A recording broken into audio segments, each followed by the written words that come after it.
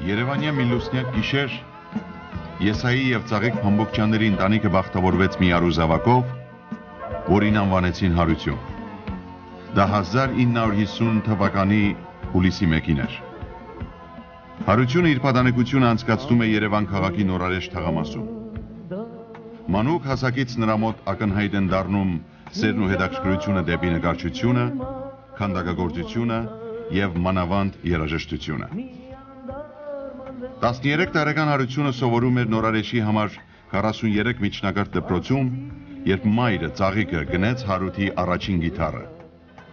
Եվ այստեղից էլ սկսվեց նրա երգի անվերջ ճամփան։ 1967-68-ին Հարությունը ընդունվում է Փանոս Թերլեմեզյանի անվան ուսումնարանի քանդակագործական բաժինը և ավարտում 1973-ին։ Նույն տարիներին Նորարեշի համար 7 կուլտուրայի տանկից նա կազմակերպում է Էրեբունի վոկալ գործիքային անսամբլը ղեկավարությամբ Հարություն Գյոզալյանի։ Նրա անդամներն էին Հարութ Փամբոկչյանը, Սեզար Քեշիշյանը, Հակոբ Հադիմոսյանը, Արմեն Պոեմյանը և Աշոտ Բարսեղյանը։ Սկսում են իրենց հաղթական համերգաշարը Երևանում և հանրապետության տարբեր քաղաքներում ու գյուղերում։ Բայց այդ համերգները Հարութին չէին բավարարում։ Տաղանդն ու ներքին ուժը ձգտում էին ավելի բարձր բեմերի, բայց հնարավորությունները հայրենիքում սահմանափակ էին, պայմանները ոչ բարերար։ 1975 թվականի մարտին Հարութը իր մոր հետ տեղափոխվում է Բեյրութ, Լիբանան, հիմնական բնակչություն հաստատելու, որը և դառնում է Հարութի երգեցողության փորձաքարը։ 1976-ին Հուրչամուտի Տեր Մելքոնյան սրահում առաջին անգամ լինելով Հարութը ելույթ է ունենում հայ զինյալների համար և գրավում երգասեր հասարակության ուշադրությունը։ Բայց Լիբանանում սկսված պատերազմը նույնպես թույլ չեն տալիս Հարութին անելու այն, ինչ երազում էր։ Եվ 1976-ին նա տեղափոխվում է Հունաստան, այնտեղից էլ Ամերիկա Լոս Անջելես քաղաքը ու սկսում իր պրոֆեսիոնալ կարիերան։ Ելույթներ է ունենում պարահանդեսներում ու համերգային դահլիճներում,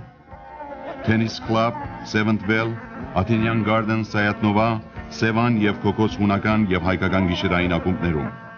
և բազմաթիվ միութենական ու ազգային ձեռնարկների առանց որևէ ակնկալության։ Լոս Անջելեսի և Միացյալ Նահանգների հայաշատ շրջաններում իշխում էր երաժշտության մի տեսակ,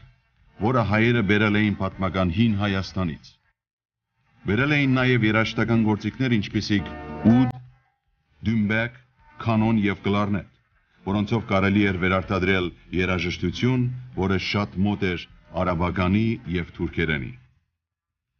Հարութը տեսնում էր այդ և հայկական երաժշտության միջև գոյություն ունեցող անդունդը և ամբողջ հոգով նվիրվեց այդ անդունդը վերացնելու գործին։ 1976 թվին հրապարակ ելավ Հարութի առաջին ձայնաբնակը, ուր է իր Աստված խորագրով, ուր նա օգտագործեց ժամանակակից գործիքներ, գիտար, օրգան, սինթեզատոր և հարվածային գործիքներ։ Ձայնապնակը գաղութում ռումբի նման փայթեց։ Դրա փայլուն ապացույցն էր 1000 օրինակի վաճառվելը առաջին իսկ շաբաթում, որը մեծ թիվ էր համեմատած գաղութի չափերի։ Հարութի հաջողության ամենակարևոր հատկանիշներից են նրա աշխատասիրությունն ու սերը դեպի իր արած գործը, որի արդյունքն են ձայնագրություններ ինչպիսիք «Ուր է իր Աստված», «Վալլաթ Հարյենյաց», «Առավոտի ցիրիկուն», «Հեղափոխական երգեր», «Ռեքվիհեմ», «Մինչև էգուց», «Երբ հալեքոտ ծովի վրա», «Գետի այնափին», «Տարիներ», «Անցած հուշեր», «20 տարեկան», «Հայի աչեր», «Հայաստանի բալիկներ», «Գնաս բարով», «Երեկոյան Երևան» և շատ ուրիշներ։ 1980 թվին Հարութը կազմում է Անի նվագախումբը, մասնակցությամբ Մկրտիչ Հակոբյանի, Ավո Հարությունյանի, Պերճ Սեմերջյանի և Վահրամ Դանգազյանի։ Հետագայում խմբում կատարվում են փոփոխություններ։ 1981-ին կազմվում է նոր խումբը, այս անգամ մասնակցությամբ Անդրանիկ Մուրադյանի, Ավո Հարությունյանի, Գևորգ Սեփեջյանի եւ այժմ հանգուցյալ Վարդան Մուրադյանի, որ իր աշխատավայրում զոհ գնաց անմարդկային արարքի։ Նոր խմբի կազմվելուց ոչ շատ հետո սկսվում են շրջագայությունները աշխարհով մեկ։ Ամեն տեղ ուր հայկա երգել սկսեց։ Իր տան ծննդավայրի Երևանի մասին, նրա սառը ջրի ու սիրո, նրա մեծ արշալույսների ու թախծոտ ուռենիների մասին։ Սրտում երկ կար ու պորտկաց, ծավալվեց, տարածվեց ու հարուտը դարձավ ընտանիքների հաճելի հյուրը եւ ուրախությունների մշտական երկավական։ Շատ բեմերի դռներ էին բաց հարութի առաջ։ Միայն մի դուռ էր փակ, այն էլ հայրենիքինը։ Նրա ձայնագրությունները Հայաստանում հավաքում էին խիստ ցուցումով։ Երգերը արգելվում լսել ու լսվածները ստիպում մոռանալ։ Բայց ժողովուրդը չէր հրաժարվում հարութի երգերից։ Լսում էր մեքենաների մեջ, տանը, Ծաղկաձորի կանաչ անտառներում ու հարսանիքի սուրբ սեղանին։ Հարութի երգը մեր քաղաքային ֆոլկլորին հարազատ հնչյունը մոտ էր ու հարազատ թե սփյուռքահային, թե հայաստանցուն։ Երբ նա սովորում էր Երևանի Փանոս Տեր-Լեմեզյանի անվան գեղարվեստի ուսումնարանում, ցանկանում էր քանդակագործ դառնալ։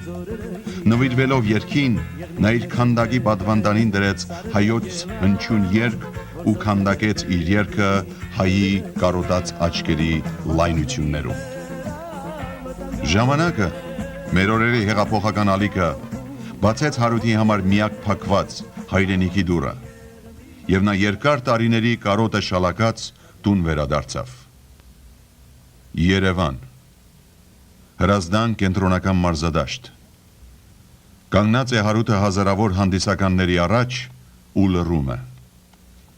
Լռում է նույն հարութը, որին լռեցներ չէր լինում Փարիզի Օլիմպիա սրահում 1981-ին,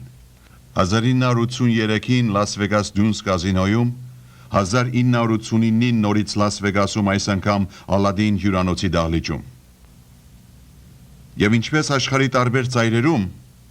այնպես էլ սեփական դաշտում հարութը նորից երգեց ու հաղթեց։ Այսպես շարունակվեց համերգ Հրազդան մարզադաշտում օրական 100,000 ունկնդիր, որ մարզադաշտը չէր տեսել իր կառուցման օրից։ Հետո 12 համերգ մարզահամերգային համալիրում ամեն օր 12,000 ունկնդիր, որը կազմում է 1,200,000 ունկնդիր մեկ ամսվա ընթացքում։ Փոքրակազմ երիտասարդն այս, ամբողջ գլուխն ու երեսը մազերով ծածկված, աշխատել սիրող, իր ազգը սիրող, մարդկություն սիրող հարութը 3,5 միլիոն ռուբլի հավաքված դրամը նվիրեց Հայաստանի երկրաշարժի աղետյալների ֆոնդին։ 1991-ի սեպտեմբերին հարութը նորից Երևանում էր, նոր նվագախմբով, որի անդամներն էին Արայիկ Դարակչյանը, Հրայր Աբրահամյանը, Նշան Կարապետյանը, Անուշավան Մարտիրոսյանը, եւ ունեցած 6 համերգների եկամուտը նվիրեց Արցախի ինքնապաշտպանության հայ մարտիկների զինման ֆոնդին։ Եվ այս նվիրատվությունները ոչ առաջին եւ ոչ էլ վերջին անգամն էին։ Այո, ուր էլ երգեց հարութը, երգերի եռագույն հրավառություն սարքեց, ամբողջ մի ազգի երկ ու շուրջ շարժեց, միտք ու բռունցք։ Դե երկիր հարութ, սիրտդ առնոտելով երկիր, քո ժողովրդին այսօր երկ է հարկավոր, ոգի ու հավատք, թող քո երկը թնդա ամենուր, ուր հայ կա, հայի ընտանիք, եւ ազգը գնահատում ու վարձատրում է քեզ քո երաժշտական գործունեության 25-ամյակը տոնելով։